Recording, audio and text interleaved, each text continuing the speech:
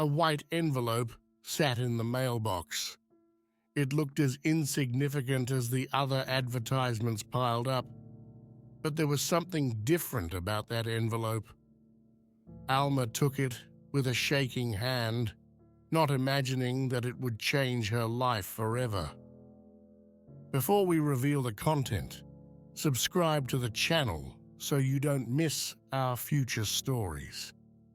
But to understand what's happening, let's take a few steps back. Years before, Alma had found a safe haven in her grandmother Antea's house.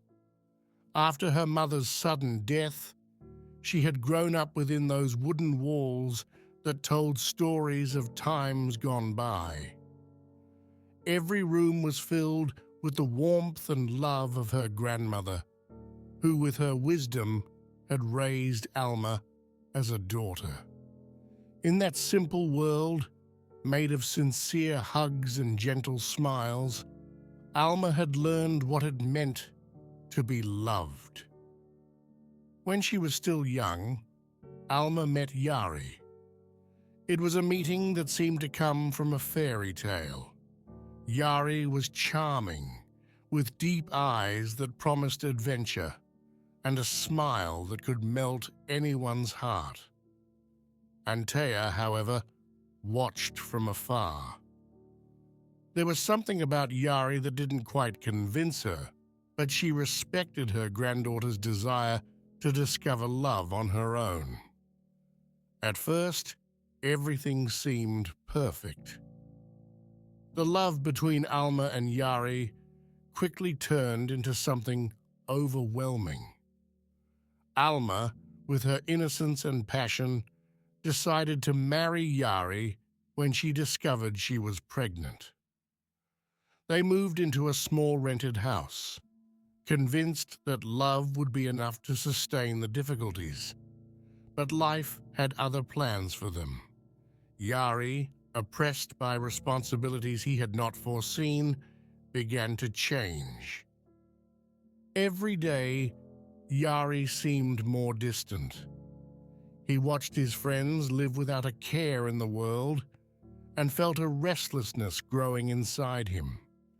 He began to go out more and more often, leaving Alma alone at home with little Naya.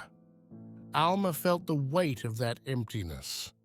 Every night, as she cradled the baby, her heart filled with loneliness and anguish.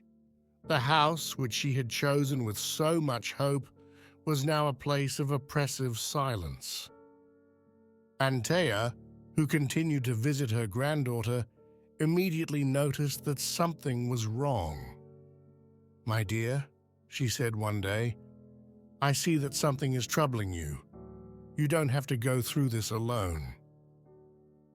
Alma tried to hide her pain, but her grandmother saw through her words. "Always remember, I'm here for you."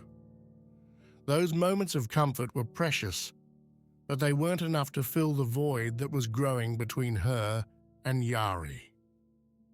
Yari began to walk home with the smell of alcohol and his face marked by tiredness. The arguments between them became more frequent, the words increasingly sharp. The shadow of a fading love spread over them, threatening to swallow everything they had built.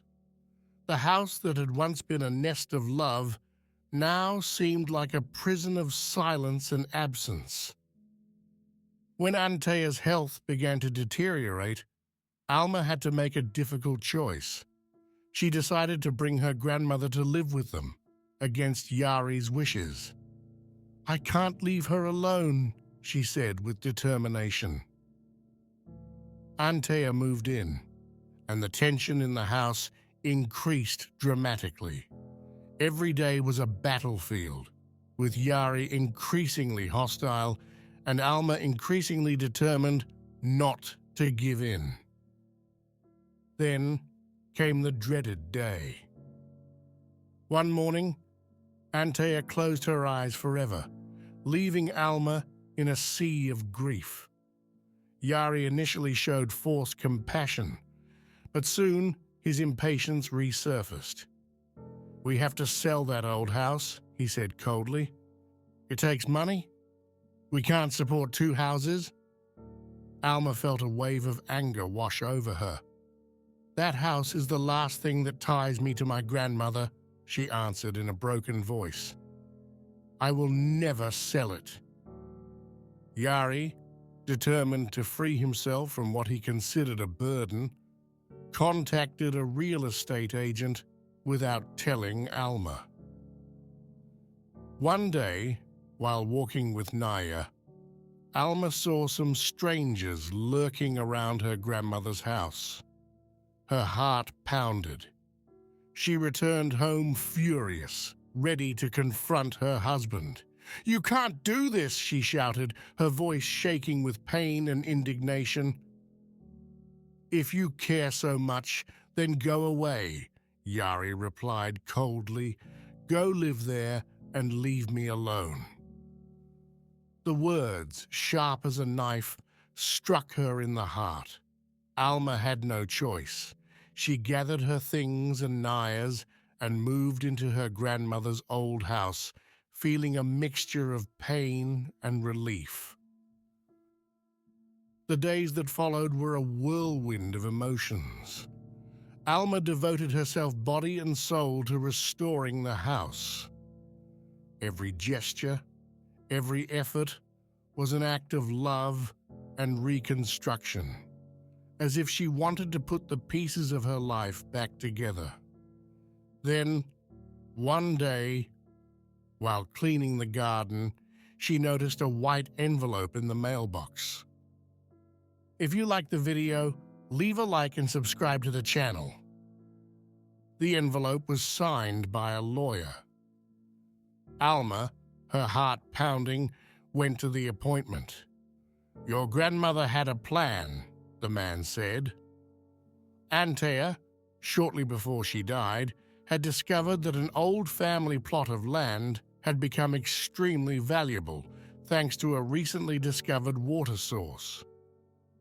Alma couldn't believe her ears.